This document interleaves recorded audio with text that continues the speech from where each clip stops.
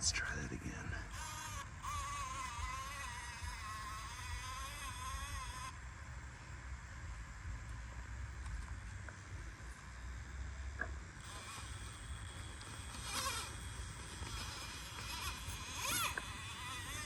Yes. Yes. We did it, Lulu. Hey, how's it going, everybody? Dr. Goat here once again, and today I'm going to be doing a little cost breakdown on the 3D printed buggy here. This will be just talking the parts that I actually had to buy to complete this. That's not talking the cost of filament, the screws that I used on it, the paint for the body, or the window material for it. Little things like that, it's not including. Okay, this is strictly just actual parts that I had to buy for it. Well, let's get into it. What I'm gonna do here is pop that off and just set it to the side.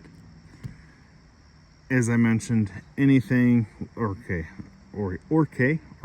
I can't even talk right now, but all the 3D printed stuff, the Velcro, the couple magnets, the screws, things like that, I'm not going to include.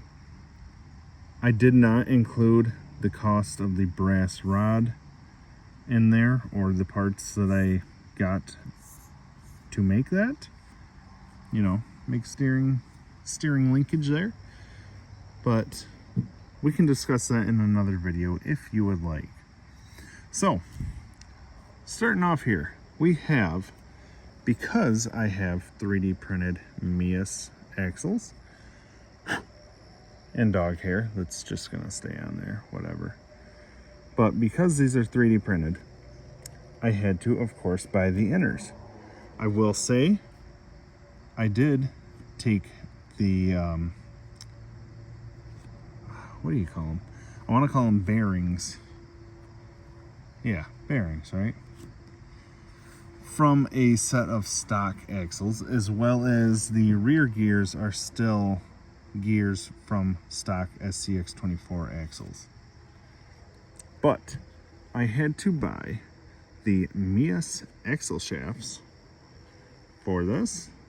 To complete these axles, literally just the Mias axle shafts, which were $14, and then I had to get the Mias front gear to make that work, and that was another $13.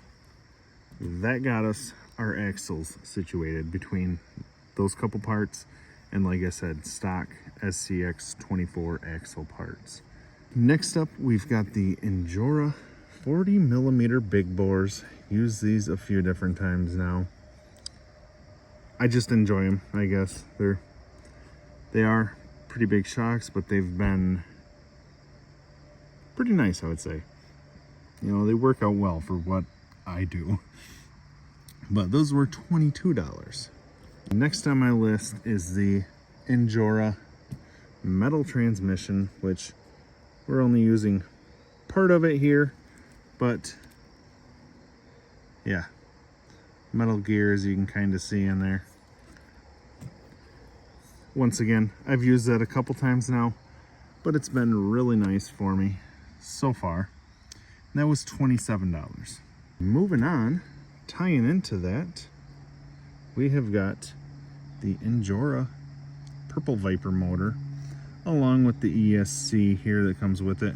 Brushless motor and ESC. I have this on, what else is it? This ESC on, oh, the 4Runner.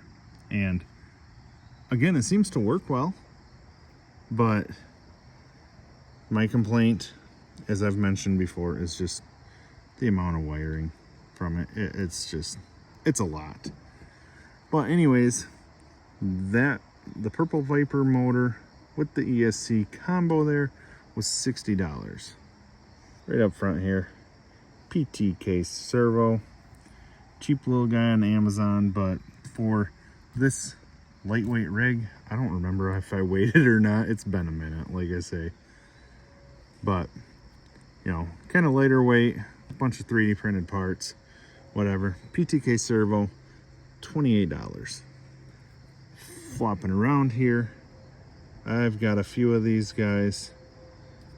Little receiver for the FlySky remote, that $17. Seems to work well. Just got to do a little bit of soldering to put it together. Not too bad though.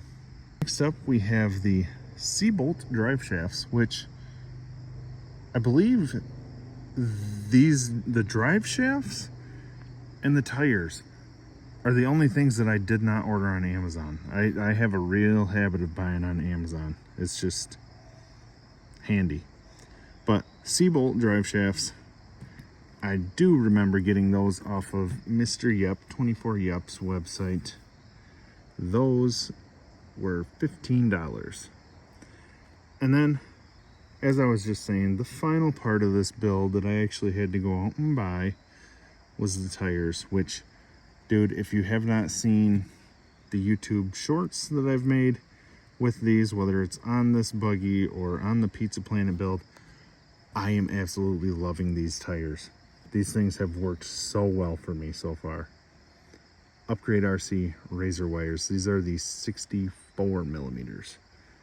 But these were 20 bucks. $10 for a set of two. So you gotta get 2 sets of it. But that brings us to a total of $216. $216 for this. Which, I don't know what you guys think. I mean, obviously, like I say, ton of 3D printed parts.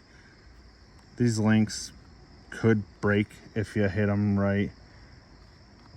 The axle, the housing here could mess up. If you've got a 3D printer like me, dude, it's nice. Just to reprint things. But yeah, your stock SCX24 that you're gonna go and buy from a store, little over 100 bucks, 120, maybe 150. Again, obviously 216 bucks. We're a little more expensive there, but personally, I feel like this is a much better performer than you're gonna get from a stock SCX24.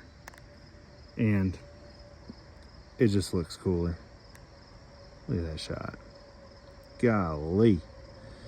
But anyways, like I said, that is it for everything that I actually had to go out and buy for it. If you guys really want a breakdown of filament costs, I can probably add that up. Obviously the screws there's a little bit of cost in that. And then obviously that brass rod and whatnot. But that's gonna wrap this up for now. If you guys enjoyed the video, please be sure to give me a thumbs up. I'd really appreciate it. Drop a comment down below if you have any questions or concerns here. And as always, please subscribe, and I'll see you guys next time.